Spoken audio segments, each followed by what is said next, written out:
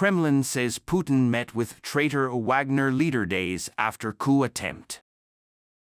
As the mercenary leader was taken to Moscow with his boss to explain his reaction, the Russian president made his own analysis. Russian President Vladimir Putin met with Wagnerian leader Yevgeny Prigozhin the day after a brief clash between the chief of staff and his own army, a Kremlin spokesman said on Monday. Kremlin spokesman Dmitry Peskov said that the 3-hour meeting took place in the Kremlin on June 29, and that the head of the military company Prigozhin also attended the meeting.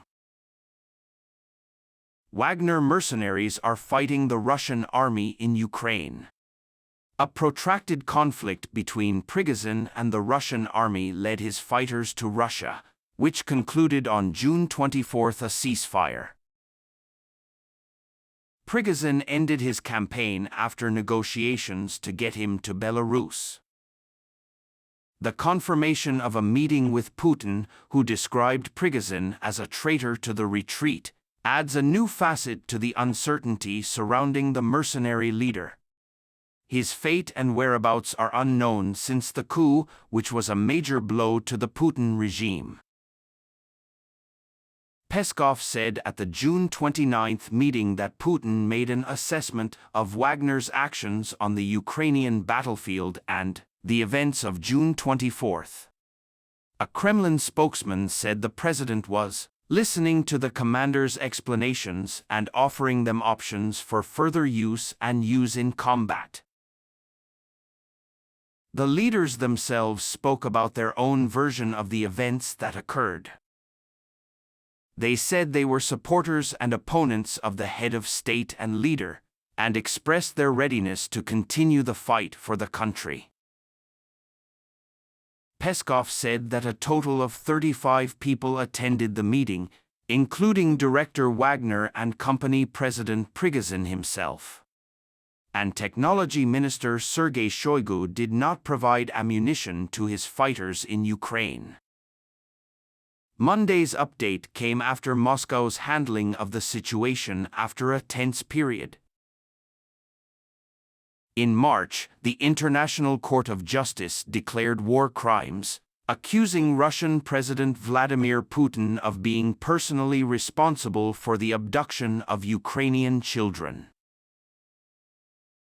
Several investigations are ongoing in Ukraine, Estonia, Latvia, Lithuania, and Poland.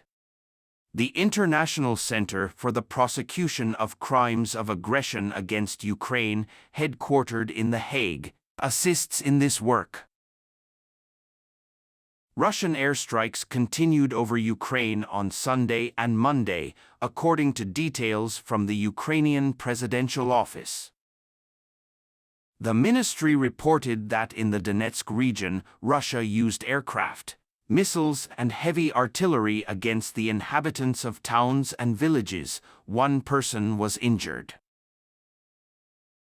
The Russian army attacked the area in Kherson, the capital of the province of the same name. Blue House said a 66-year-old woman was injured. The interview was first reported by the French newspaper Libération. According to Kremlin spokesman Dmitry Peskov, the meeting took place on June 29, 5 days after what was seen as the most violent coup since Putin came to power in 1999. Peskov told reporters that Putin invited 35 people, including the military leaders of Prigozhin and Wagner, to the 3-hour meeting. All we can say is that the president observed the work of the company, Wagner, at the front during the special military operation, Ukraine, and gave an assessment of the events of June 24. That day riot, Peskov told reporters. He said that Putin listened to the leaders' explanations of what happened and gave them more work and chose to fight. The leaders expressed their thoughts on the events, June 24. They said that they are strong supporters and soldiers of the president and President HM. They also said that they are ready to fight for their country. In a brief revolt led by Prigozhin, Wagner fighters took control of the southern city of Rostov-on-Don and its military headquarters complex, neutralizing it in an agreement brokered by Belarusian leader Alexander Lukashenko. Before and since the Russian Revolution of 1917, which ravaged Russia with its military and security services to prevent chaos and civil war. Bring to justice the army and defense ministers for what he says are his mistakes and unprofessional behavior in Ukraine. So far, Putin, appearing on state television, hired Prime Minister Sergei Shoigu in 2 resolutions. Chief of Staff Valery Gerasimov took office, denying that he had accepted Prigozhin's call to kill them.